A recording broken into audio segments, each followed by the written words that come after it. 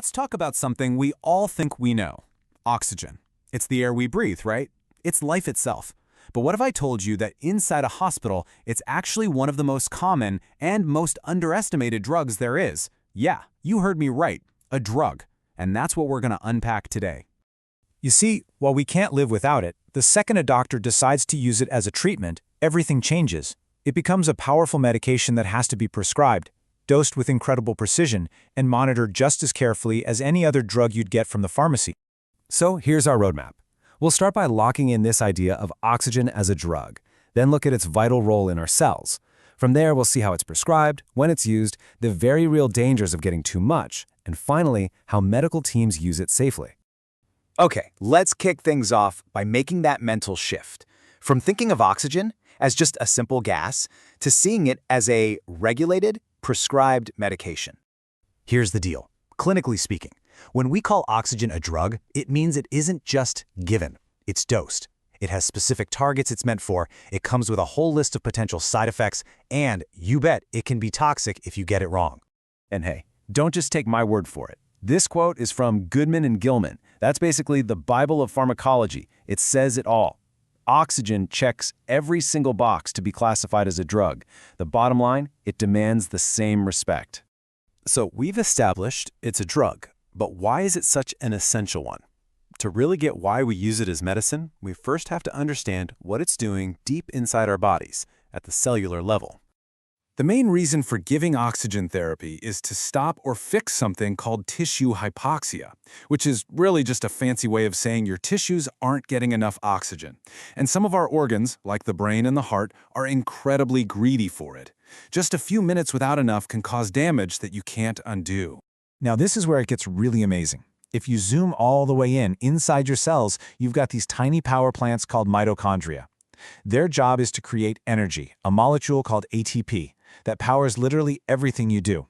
And oxygen, it's the key ingredient they need to make that happen. No oxygen, no power. So we know why we need it, but how do doctors and nurses actually get this drug to the patient? This brings us to the practical, hands-on side of things. You are always going to breathe it in, but the equipment used makes a huge difference. You might just have a simple little tube under your nose, a nasal cannula, for a low flow. Or you could need something like a non-rebreather mask or a high-flow system for a much more powerful, precise dose. The device is picked based entirely on what that specific patient needs. And where does the oxygen come from? Well, you've really got two main sources. You've got those portable compressed gas cylinders, which are great for moving patients or for home use. Then, in most hospitals, you'll find it's piped directly into the wall, right to the patient's bedside, almost like a utility. Okay, we know the what and the how. Let's get into the when. What are the specific medical situations that make a doctor say, yep, this person needs oxygen? Oh, this list is long and covers a lot of ground. It's for everything from sudden shortness of breath to a flare-up of a chronic lung disease like COPD.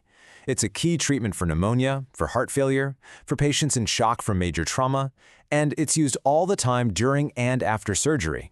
It really is a workhorse of modern medicine. But this is where the story gets really interesting and a little bit scary. For all its life-saving ability, oxygen is a total double-edged sword. More is definitely not always better. I mean, it's the central paradox, isn't it? How can something so vital for our survival also be harmful? It seems to go against common sense. Well, the answer lies in one simple word: the dose. Here's what happens. When you flood the body with too much oxygen, it can create these unstable molecules. You've probably heard them called free radicals. These little guys can bounce around and damage cells. And because the lungs are on the front lines, they take the brunt of this injury. That's what we call oxygen toxicity. And getting that dose right is especially tricky in some patients. For most people, you're aiming for an oxygen saturation between 92 and 98%.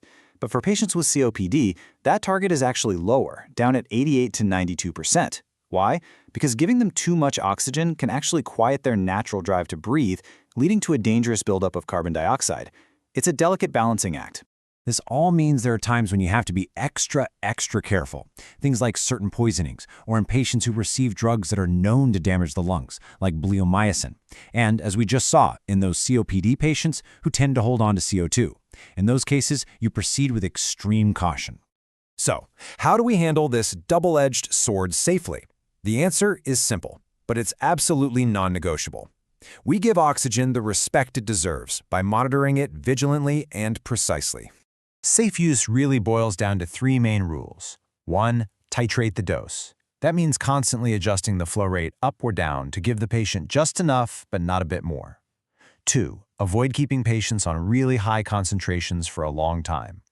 And 3. For long-term therapy, you have to humidify it, add moisture, to keep their airways from drying out. And the most common tool for the job is that little clip they put on your finger, the pulse oximeter. It's a fantastic piece of tech. It gives a continuous, real-time look at oxygen levels in the blood so clinicians can make adjustments on the fly. But for the most critically ill patients, you need more detail. You need the gold standard. That's the arterial blood gas, or ABG. It's a blood test that gives a super precise, complete picture of not just oxygen, but also carbon dioxide and the body's acid-base balance. It tells the whole story. So we end right back where we started. Oxygen is life. It's fundamental. But in the hands of a clinician, it's a powerful medication, where the line between helping and harming is razor thin. Which leaves us with a pretty important question. In our day-to-day practice, are we always giving this drug the profound respect it commands?